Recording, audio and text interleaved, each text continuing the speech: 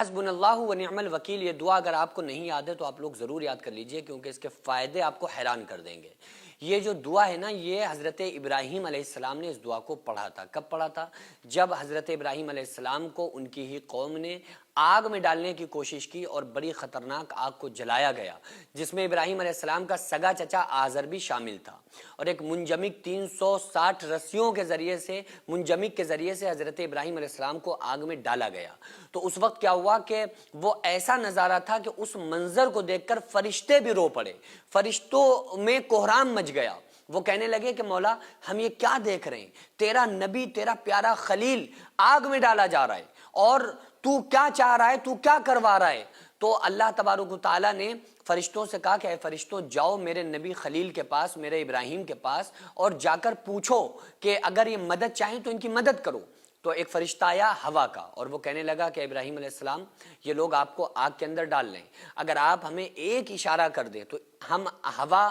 کو چلائیں اور ہوا کے ذریعے سے اس آگ کو اڑا کے لے جائیں۔ تو ابراہیم علیہ السلام نے فرمایا نہیں، ہمیں تمہاری مدد نہیں چاہیے۔ پھر دوسرا فرشتہ آیا زمین کا، اس نے کہا کہ اے ابراہیم علیہ السلام، اگر آپ اجازت دیں ہم زمین کو پھاڑ دیں گے، یہ آگ زمین کے اندر دھس جائے گی۔ ابراہیم علیہ السلام نے فرمایا کہ نہیں، ہمیں تمہاری مدد کی کوئی ضرورت نہیں ہے، کیونکہ ابراہیم علیہ السلام کہہ رہے تھے کہ ہمارا جس پر عقیدہ ہے ہمارے رب کے اوپر، وہ تم سے بہتر ہماری مدد کرنے والا ہے، لہٰذا ہمیں تمہاری مدد کی ضرورت نہیں ہے، کیونکہ تم بھی اس کی ایک مخلوق ہو، ہمیں تمہاری بھی مدد کی کوئی ضرورت نہیں ہے۔ اسی طرح سے بہت سارے فرشتے آئے، انہوں نے کہا کہ اگر آپ اشارہ کر دیں ہم پانی برسا دیں۔ میکائیل علیہ السلام کو اللہ تعالیٰ نے ڈیوٹی دی ہوئی ہے بارش کی، تو پانی برسا دیں گے تو آگ ٹھنڈی پڑ جائے گی۔ تو ابراہیم علیہ السلام نے فرمایا ہمیں تمہاری بھی مدد کی کوئی ضرورت نہیں ہے۔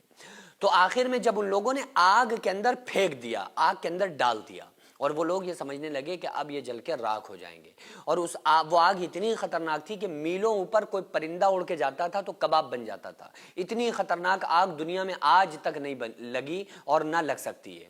تو ابراہیم علیہ السلام جیسے ہی آگ کے اندر گئے نا، تو اللہ تبارک و تعالیٰ نے براہ راست آگ کو مخاطب کیا، اور آگ سے کیا کہا، جو کہا نا اس کو اللہ تعالیٰ نے قرآن کریم میں بیان فرمایا۔ آگ سے اللہ تعالیٰ نے کہا قلنا یا نار کونی بردا وسلاما علی ابراہیم، اللہ نے خود فرمایا کہ ہم نے کہا کہ اے آگ ٹھنڈی ہو جا ابراہیم علیہ السلام پر، اور سلامتی والی بن جا، یعنی یہ نہیں کہ اتنی ٹھنڈی نہ ہو جانا کہ کہیں یہ ابراہیم علیہ السلام ٹھنڈک کی وجہ سے ان کو کوئی تکلیف پہنچ جائے، بلکہ سلامتی والی بن جا، ان کے لیے بہترین بن جا، تو معتدل بن جا۔ تو وہ آگ بالکل گلزار بن گئی۔ تو ابراہیم علیہ السلام اس میں 40 دن رہے، جنتی کھانے وہاں پر آیا کرتے تھے۔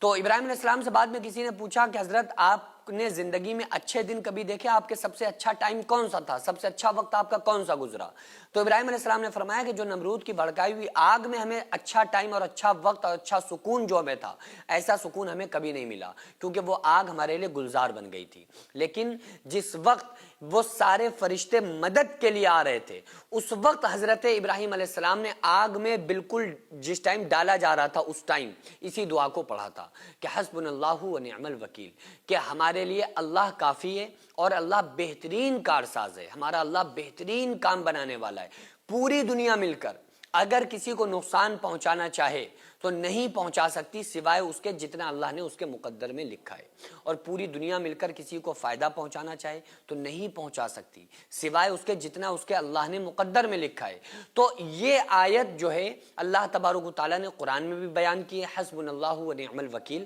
اور اس کو پڑھنے والا جو بندہ ہوتا ہے اس کا اللہ پر یقین بڑھتا چلا جاتا ہے۔ تو اس کے سینکڑوں ہزاروں فائدے ہیں، اور جو بندہ یہ پڑھے گا اللہ تبارک و تعالیٰ کے قریب ہو جاتا ہے، اللہ تعالیٰ اس کے لیے کافی ہو جاتا ہے، اللہ تعالیٰ اس کے بگڑے ہوئے کاموں کو بنا دیتا ہے، اللہ تعالیٰ اس کی غیبی امداد فرماتا ہے۔ تو ہر نماز کے بعد کم سے کم 21 مرتبہ آپ لوگ اس دعا کو ضرور پڑھیں، اور ضروری سمجھ کے نہیں کہ ضروری کوئی ہو، نہیں، بس ویسے ہی دعا کے طور پہ، اور ایک اللہ کی ذات پر چونکہ یقین ہے اس طور پہ ہم لوگ اس دعا کے پڑھنے والے انشاءاللہ بن گئے تو اللہ تعالیٰ ہمارے لیے کافی ہو جائے گا، اور ہمارے کاموں کو اللہ تعالیٰ بنائے گا، اور اللہ تعالیٰ ہم سب کی غیبی مدد فرمائے گا۔